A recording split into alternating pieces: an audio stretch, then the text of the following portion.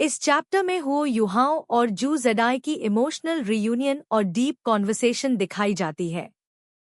हुओ युहाओ ने अपनी इमिटेशन हटाकर असली रूप दिखाया और जू जेडाई से पूछा कि वह ठीक है या नहीं। जू जेडाई ने हल्की मुस्कान के साथ कहा कि वह आर्मी लीड कर रही है, जो सही नहीं है, लेकिन इतना भी खराब नहीं। दोनों थोड़ी देर चुप रहते हैं और सिर्फ एक दूसरे को देखते हैं। जू जेडाई की आंखों में पैशन है और हुओ युहाओ की आंखों में पास्ट की यादें और लैमेंटेशन। जू जेडाई पूछती है कि क्या हुओ युहाओ ने aerial surveillance soul tools destroy किए थे। हुओ युहाओ हाँ में नॉड करता है। जू जेडाई बिटरली कहती है कि वह कभी नहीं सोचा था कि उनके पुराने वर्ड्स सच हो जाएंगे और वे बैटलफील्ड पर फिर मिलेंगे। हुओ युहाओ उसकी चिंता करता है कि वह इतनी यंग होकर युद्ध में क्यों है और क्षू टियनरन के बारे में पूछता है। जू जेडाई बताती है कि मैरिज सिर्फ सेरेमोनियल था और वह हमेशा ट्रस्टेड सब्जेक्ट रही। क्षू टियनरन सेवियरली इंजर्ड था और इनफर्टाइल, इसलिए जू जेडाई हमेशा आर्मी में एक्टिव रही। हुओ युहाओ इस सीक्रेट पर अस्टोनिश्ड होता है। जू जेडाई बताती है कि उसने रिवेंज के लिए अपनी लाइफ डेडिकेट की है। स्टार लुओ एम्पायर ने उसके पिता को मार डाला और उसकी फैमिली को रूइन किया। हुओ युहाओ उसे समझाता है कि पीस के लिए इतनी लाइफ सैक्रिफाइस करनी पड़ती है। जू जेडाई कोल्डली कहती है कि सक्सेस रिवर्स ऑफ ब्लड पर ही पॉसिबल है। हुओ युहाओ उसे समझाता है कि sun moon empire, holy ghost church और दो अल्टीमेट डुलियो जैसे थ्रेट्स को कंट्रोल करना आसान नहीं है। जू जेडाई कॉन्फिडेंट रहती है कि एम्पायर की स्ट्रेंथ इंडिविजुअल पावर से ज्यादा मायने रखती है और हुओ युहाओ को उसके साइड में रहने के लिए रिक्वेस्ट करती है। इमोशनल मोमेंट में जू जेडाई टीयर्स में अपने फीलिंग्स एक्सप्रेस करती है, ट्रांसपेरेंसी और आइस ड्रॉप्स के साथ। हुओ युहाओ उसे हग करता है और दोनों समझते हैं कि उनकी पाथ्स अलग हैं। जू जेडाई जेंटली उसे पुश करती है और कहती है कि वह लीस्ट विलिंग एनिमी है। हुओ युहाओ भी अग्री करता है। अंत में जू जेडाई पूछती है कि क्या हुओ युहाओ ने कभी उसे लाइक किया। हुओ युहाओ जेंटली नॉड करता है। जू जेडाई उसकी य के पास प्यार से बोलती है और बताती है कि वह भी उसे लाइक करती है। हुओ युहाओ साई करता है और कहता है कि बहुत हर्डल्स हैं। जू जेडाई उसके लिप्स पर हाथ रखकर रोकती है और कहती है कि अब दोनों अपनी रेजोल्यूशंस पर काम करेंगे, फ्यूचर में सिचुएशन बदल सकती है। हुओ युहाओ और उसकी टीम नॉर्थ की ठंडी बर्फीली जमीन में पहुंच चुके थे। वहां हवा बहुत ठंडी थी, सब कुछ बर्फ से ढका हुआ था। उसी समय जू जेडाई अपनी फीनिक्स सोल इंजीनियर लीजन के साथ वहां तैनात थी। उसकी सेना के पास बहुत उन्नत सोल टूल्स थे और उनका फॉर्मेशन बहुत मजबूत था। हुओ युहाओ ने दूर से अपनी स्पिरिट पावर का इस्तेमाल करके बर्फ और हवा को नियंत्रित किया। देखते ही देखते जमीन से बर्फ के बड़े बड़े नुकीले टुकड़े निकलने लगे जो टेंस और सोल्जर्स को उड़ाकर दूर फेंक रहे थे। वहां चारों तरफ बस बर्फ, धुआं और ठंडी हवा थी। जू जेडाई ने तुरंत अपनी प्रोटेक्शन शील्ड एक्टिवेट कर ली, एक चमकदार इनविंसिबल बैरियर जो उसे किसी भी हमले से बचा सकता था। युहाओ समझ गया कि अब सीधा हमला करना फायदेमंद नहीं होगा। उसने अपनी स्पिरिट आइज एक्टिवेट की और एक खास सोल स्किल इस्तेमाल किया, जिससे उसने पूरे इलाके की एनर्जी को कमजोर करना शुरू कर दिया। जू जेडाई और उसकी सेना को धीरे धीरे महसूस हुआ कि उनके सोल टूल्स कमजोर हो रहे हैं। तब उसे समझ आया कि यह हमला किसी साधारण व्यक्ति का नहीं है।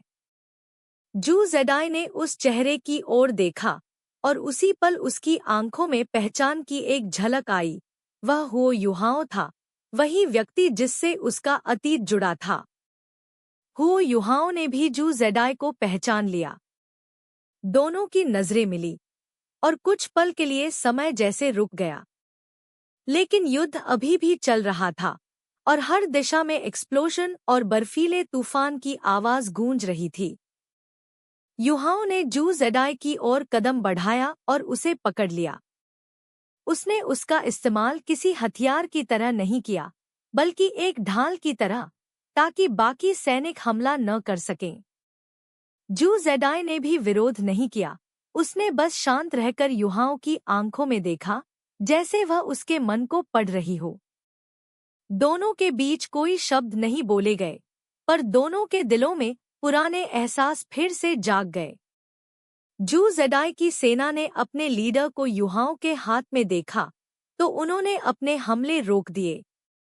युहाओं ने इसका फायदा उठाया और धीरे धीरे जू जेडाई को लेकर युद्ध क्षेत्र से दूर चला गया।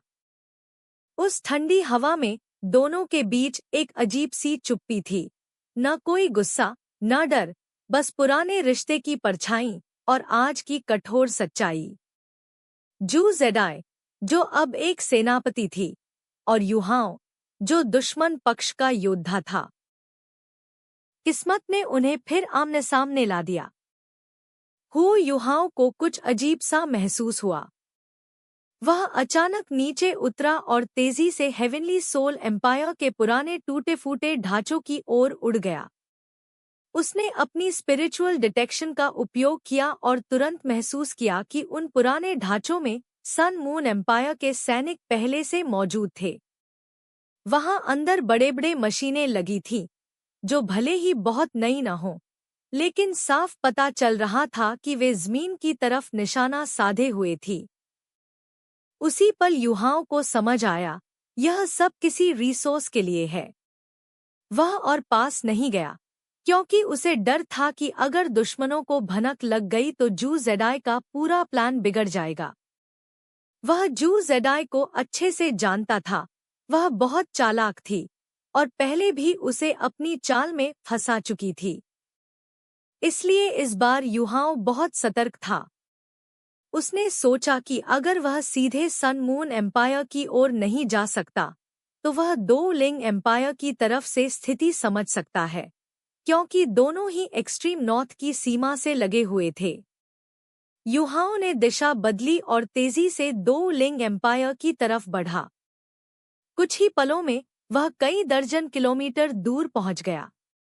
वहां पहुंचकर उसने देखा कि दो लिंग एम्पायर अभी तक अनजान है कि सन मून एम्पायर की बड़ी सेना उनके पास तक आ चुकी है। दोनों देशों के बीच सीमाएं थीं, और दो लिंग एम्पायर अब भी हेवनली सोल एम्पायर से अपनी शांति संधि का पालन कर रहा था, यानी वे उनकी जमीन में जासूसी नहीं कर रहे थे। युहाओं ने मन में जू जेडाई की तारीफ की। उसने अपनी सेना को बहुत ही समझदारी से तैनात किया था। अगर सन मून एम्पायर थोड़ा भी आगे आता, तो दो लिंग एम्पायर उन्हें तुरंत खोज लेता। जू जेडाई ने अपनी सेना को ठीक उस जगह पर रखा था जहां से कोई उन्हें आसानी से नहीं देख सकता था। वह वाकई में बहुत चालाक थी। युहाओं ने अनुमान लगाया कि जू जेडाई का असली लक्ष्य दो लिंग एम्पायर की सेना नहीं है। अगर वह चाहती, तो अपनी फायर फीनिक्स लीजन के दम पर दो लिंग एम्पायर की सेना को पल भर में मिटा सकती थी। लेकिन उसने ऐसा नहीं किया, क्योंकि वह अभी अपना असली इरादा छिपाना चाहती थी। युहाओं को मानना पड़ा, जू जेडाई रणनीति में उससे कहीं अधिक निपुण थी। फिर वह दो लिंग एम्पायर के कैंप के करीब उतरा और अपनी स्पिरिचुअल डिटेक्शन को फैलाया, जैसे एक विशाल जाल। कुछ ही देर में उसे सारी सच्चाई दिख गई। दो लिंग एम्पायर के कैंप में करीब 2000 सैनिक थे और कई मजदूर जमीन खोदने का काम कर रहे थे। ऊपर की जमीन ठंडी थी, लेकिन नीचे का तापमान काफी गर्म था। वहां वे कोई कीमती धातु खोद रहे थे, रेयर मेटल्स। युहाओं की आंखें चौड़ी हो गईं। उसे आखिरकार समझ आया कि सन मून एम्पायर का असली उद्देश्य यही है। वे इस इलाके की दुर्लभ धातुओं की खदान पर कब्जा करना चाहते हैं। ये धातुएं सोल टूल्स बनाने में बेहद जरूरी होती हैं, और यही चीज सन मून एम्पायर की ताकत की नींव थी। अगर वे ये संसाधन हासिल कर लेते, तो उनका साम्राज्य और भी मजबूत हो जाता और डूलियो कॉन्टिनेंट के तीनों साम्राज्य उनका मुकाबला नहीं कर पाते। युहाओं ने मन में ठान लिया, वह जू जेडाई को सफल नहीं होने देगा। लेकिन उसे थोड़ी राहत थी, क्योंकि ऐसी खदानों को निकालने में समय लगता है। जू जेडाई को पहले वहां बेस बनाना होगा, फिर खुदाई शुरू करनी होगी। इसका मतलब था कि युहाओं के पास वक्त था, उसे मौका मिला था कि वह जू जेडाई की योजना को नष्ट कर सके। युहाओं ने ठंडी मुस्कान दी और कहा, मैं अकेला उसकी पूरी सेना से नहीं लड़ सकता, लेकिन स्नो एम्प्रेस सही कहती थी, यह जगह एक्सट्रीम नॉर्थ है और यहाँ की असली शासक वही है। उसने तुरंत अपने मन में पुकारा, स्नो एम्प्रेस, आइस एम्प्रेस। दोनों की आत्माएं उसके शरीर से निकली। वे अब पहले से भी ज्यादा शक्तिशाली लग रही थी, क्योंकि वे पहले मैनिफोल्ड मिस्टीरियस आइस एसेंस से जुड़ चुकी थी। आइस एम्प्रेस थोड़ी शर्माई, क्योंकि पिछली बार उसने युहाओं के सामने अपने भावनाएं दिखा दी थी। लेकिन युहाओं ने इस वक्त मजाक करने का समय नहीं समझा। उसने गंभीर स्वर में कहा, आइस एम्प्रेस, स्नो एम्प्रेस, मैंने जू जेडाई की योजना समझ ली है। वे यहाँ से रेयर मेटल्स निकालना चाहते हैं। हमें क्या करना चाहिए कि उनका यह अभियान नाकाम हो जाए? आइस एम्प्रेस ने तुरंत जवाब दिया, क्या मुश्किल है इसमें? हम उन्हें भगा देंगे और खुद निकाल लेंगे। युहाओं ने हल्की हंसी दबाई और सोचा, जो भी प्यार में होता है, उसे दुनिया आसान लगती है। फिर उसने स्नो एम्प्रेस की ओर देखा। स्नो एम्प्रेस ने शांत स्वर में कहा, आइस गलत नहीं है। यह हमारी भूमि है। जो यहाँ लूटने आएगा, उसे मरना होगा। युहाओं को झटका लगा। उसने कहा, पर मेरे पास इतनी शक्ति नहीं कि पूरी सेना से भिड़ सकूं। स्नो एम्प्रेस मुस्कुराई और बोली, भूल गए? यह हमारी धरती है। भले ही अब हम स्पिरिट्स बन गए हों, लेकिन एक्सट्रीम नॉर्थ अब भी हमारा घर है और हमारी शक्ति यहाँ अब भी महसूस की जाती है। फिर उसने हाथ उठाया और हवा में इशारा किया। तुरंत बर्फ और हवा घूमने लगी, तापमान गिर गया और उसके चेहरे पर शांति आ गई। यह घर लौटने जैसा है। आइस एम्प्रेस ने कहा, हाँ, अब पहली बार हम वापस आए हैं। चलो युहाओं, एक्सट्रीम नॉर्थ के कोर में चलते हैं। युहाओं ने सिर हिलाया और दोनों रानियों के साथ बर्फीली हवाओं में उड़ गया। वह अब एक्सट्रीम नॉर्थ के सबसे गहरे हिस्से की ओर बढ़ रहा था, जहां असली शक्ति छिपी थी। इधर जू जेडाई अपने फायर फीनिक्स लीजन के कमांड टेंट में बैठी थी। वह लगातार आदेश दे रही थी, सैनिकों को नए ट्रैप लगाने और कैंप मजबूत करने के। वह युहाओं को बहुत अच्छे से समझती थी। उसे पता था कि अगर वह उसे कल रात पकड़ नहीं पाई, तो अब उसे पकड़ना और मुश्किल होगा।